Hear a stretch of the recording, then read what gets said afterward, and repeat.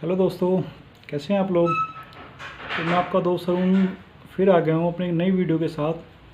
तो जैसा कि दोस्तों आपने टाइटल देखा होगा, 15,000 की नौकरी से क्या 50 लाख की वेल्थ खड़ी की जा सकती है या 60 लाख की वेल्थ खड़ी की जा सकती है। तो दोस्तों 90% लोगों का कहना बिल्कुल नहीं, 15,000 से हम खर्चा नहीं चला सकते तो वेल्थ कहाँ से खड़ी करेंगे।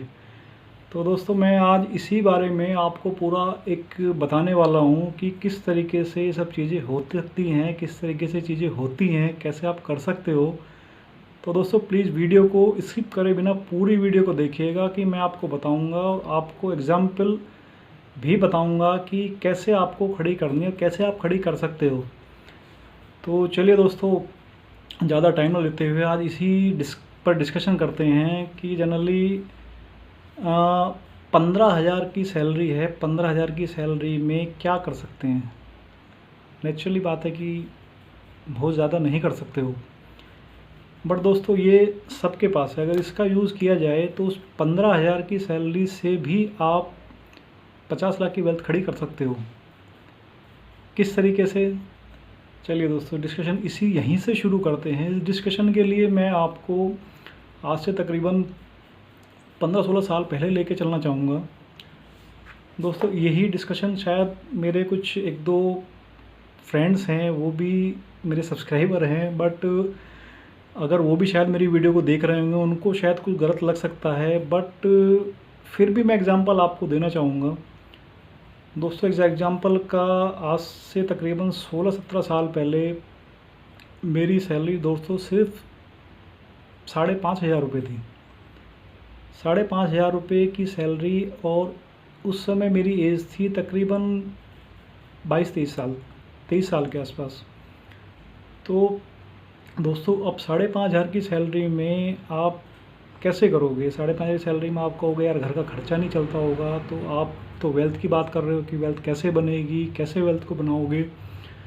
तो दोस्तों 5,500 की सैलरी में सबसे पहले मैंने क्या किया कि उस समय अनमैरिड था। अनमैरिड में कोई ज़्यादा मेरे इतने ज़्यादा शौक़ नहीं थे या कोई मुझे बहुत ज़्यादा ऐसी कोई गलत आदतें नहीं पड़ी हुई थी।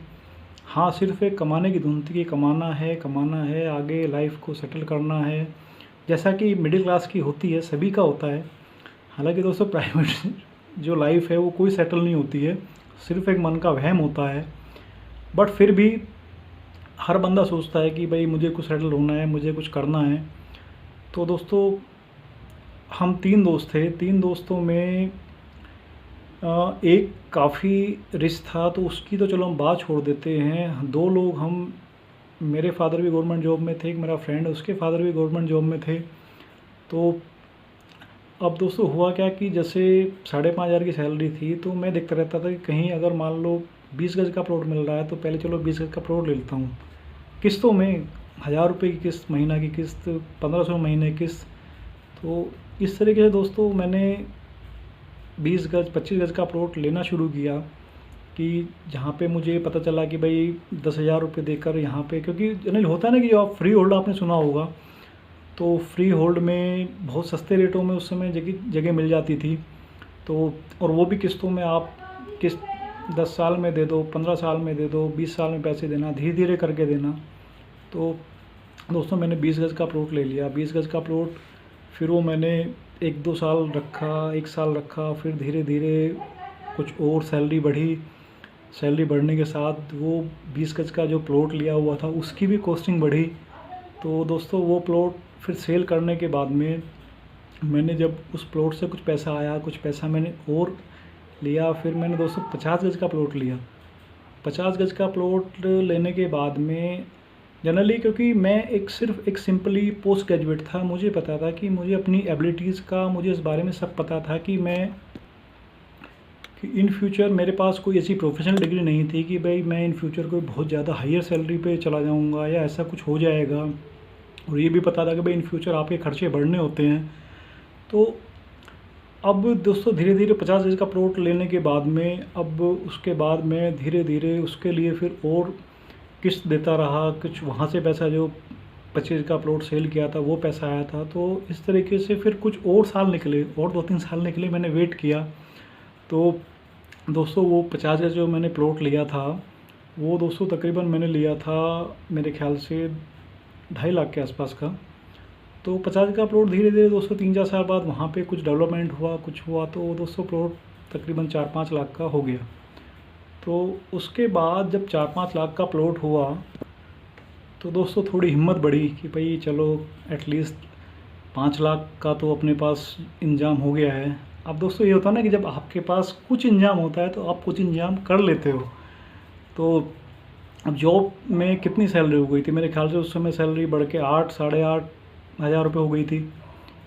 बट उसके बाद जब मैंने 50 गज का प्लॉट सेल किया, फिर मेरे माइंड में आया कि इस बार सीधा 100 गज का प्लॉट लेना है। तो दोस्तों उसके बाद मैंने सीधा एक प्लॉट लिया 100 गज का। वो प्लॉट लिया मैंने तकरीबन 7 लाख रुपए का।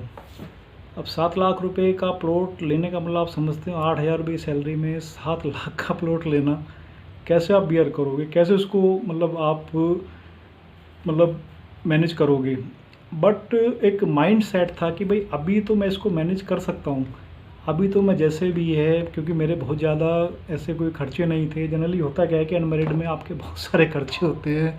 दोस्तों पिक्चर देखने जाना है, आपको घूमने जाना है, कभी आप बाहर घूमने जा रहे हो, तो इन सब चीज़ों पर दोस्तों मैं थोड़ा सा कंट्रोलिंग रख रहा था कि मुझे अपना इन फ्यूचर भी देखना था कि भाई मैं इन फ्यूचर भी आगे जाके लायबिलिटी बढ़ेंगी।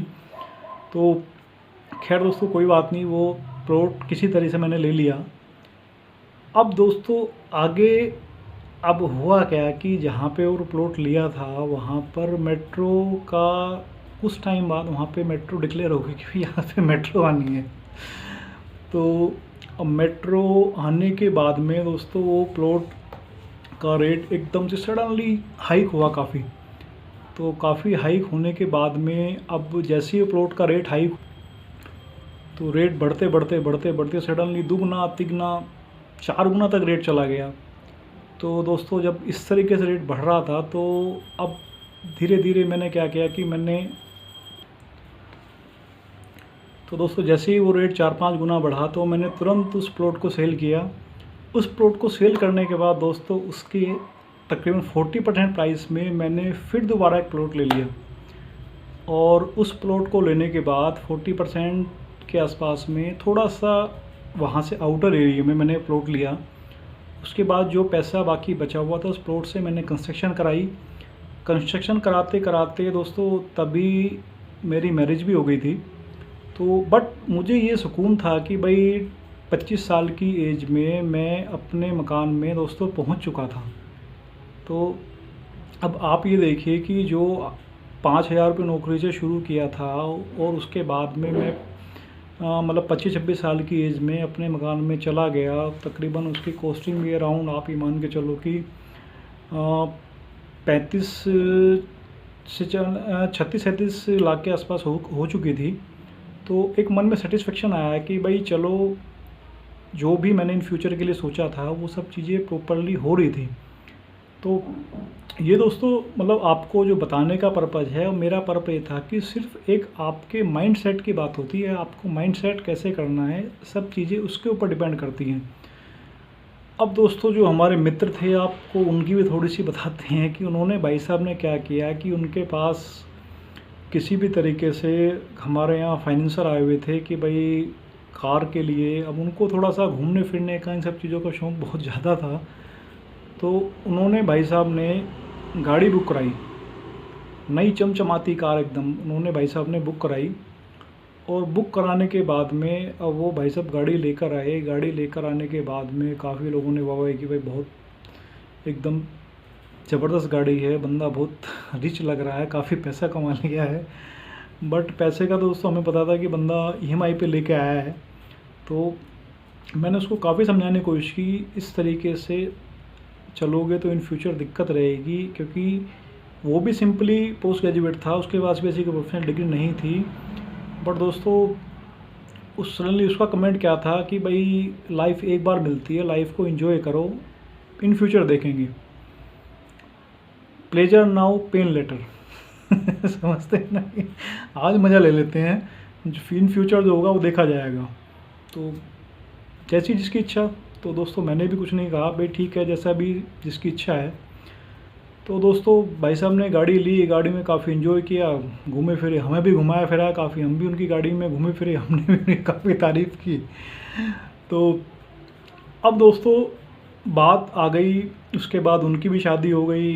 अब धीरे धीरे अब हमें अपनी जॉब्स की और अपनी एबिलिटीज़ का पता था कि भाई हम जॉब्स में कोई बहुत ज़्यादा आगे नहीं जा पाएंगे, हार्डली हम जाएंगे 25,000, 30,000, 35,000, 40,000 तक चले जाएंगे, इससे ज़्यादा हम लोग नहीं जा पाएंगे। तो अब दोस्तों तकरीबन ऐसे करते करते 14-15 साल निकल गए। आज की डेट में आपको मैं बताऊं कि मैंने जो प्लॉट में अपना इन्वेस्ट में करता रहा, आज उसकी कॉस्टिंग अराउंड 70 से 80 लाख रुपए के आसपास हो चुकी है। और भाई साहब ने जो गाड़ी बुक कराई थी, आज तकरीबन 15 साल बाद उस गाड़ी की कॉस्टिंग हार्डली 40-50 हज़ार रुपये मैक्सिमम रह गई है। वो भी मेरे ख्याल से इतना भी शायद अब नहीं मिलेगा, क्योंकि गाड़ी उनको स्क्रैप ही करनी पड़ेगी। और वो आज भी शादी होने के बाद भी रेंट पर ही रह रहे हैं। तो दोस्तों जस्ट ये बात सिर्फ मैंने जो कहानी आपको बताई अपनी और अपने दोस्त की, सिर्फ इसलिए बताई कि अगर आपको कुछ, बेशक आपके सोर्स लिमिटेड हैं, बट लिमिटेड सोर्स के साथ में अगर आप स्टार्टिंग से एक अपना माइंडसेट बना के चलोगे कि भाई मुझे इस तरीके से करना है या ऐसे करना है, मुझे इन फ्यूचर ये चाहिए, चाहे बेशक मेरे पास सोर्स लिमिटेड हैं या मेरे पास बहुत कम सोर्स हैं, तो उसके लिए दोस्तों एक आपको अपना टारगेट बना के चलना पड़ेगा। तो ऐसा नहीं कि गाड़ी मैंने नहीं ली, गाड़ी मैंने भी ली, बट दोस्तों मैंने एक पुरानी सी गाड़ी ली कि जिसमें कि भाई मैं एक जॉब वाला बंदा था कि मुझे बहुत ज़्यादा घूमना फिरना नहीं था, सो दैट चलो थोड़ा बहुत ठीक है, गाड़ी हो गई। ऐसा होता है ना कि मिडिल क्लास में, ठीक है ना, मेरे पास भी गाड़ी है, तो अब वो दिखाने के लिए चलो भाई ठीक है गाड़ी है, थोड़ा बहुत हमें होता था चलना फिरना, बाकी तो अपना तो टू व्हीलर में रहता है डेली का, तो अब थोड़ा बहुत चलना फिरना होता तो चलो भैया हम भी दिखा लेते थे क्या गाड़ी है हमारे पास भी। तो अब हमने सस्ती सी गाड़ी ली थी दोस्तों, मेरे पास उस समय वो मैंने मारुति 800 ली थी, वो आई थिंक 30-35 हज़ार की गाड़ी आई, वो 4-5 साल चलाई उसके बाद ही वो मैंने 30 हज़ार की बेच दी। तो इस तरह सिर्फ मेरा कहने का मतलब ये है कि मैं इसमें कोई किसी के बारे में कुछ आपको गलत नहीं बोल रहा हूँ, या ऐसा कुछ नहीं कहता हूँ कि भाई ज़िंदगी में आपको मतलब एंजॉय नहीं करना चाहिए। ज़िंदगी एंजॉय करना बहुत ज़रूरी है, मानता हूँ, एंजॉय करना, लाइफ एक बार ही मिलती है, एंजॉय करना भी बहुत ज़रूरी है। बट दोस्तों एंजॉय के साथ साथ आपको इन फ्यूचर भी देख कर चलना पड़ेगा कि भाई आपकी एबिलिटीज़ क्या हैं, इन फ्यूचर आपकी क्या लाइबिलिटीज़ हैं, आप क्या कर सकते हो, कितना आप आगे जा सकते हो, आपके जो सोर्स है उसमें आप क्या कर सकते हो। तो मैं जस्ट आपको सिर्फ ये जो वीडियो आज बनाया वो बेसिकली इसीलिए बनाया कि कई बार मुझे काफ़ी सारे बच्चे आज की डेट में मिल जाते हैं, कहते हैं मेरी तो सैलरी 12,000 15,000 है, मैं क्या कर सकता हूँ, इसमें तो मेरा घर का खर्चा भी नहीं चलेगा।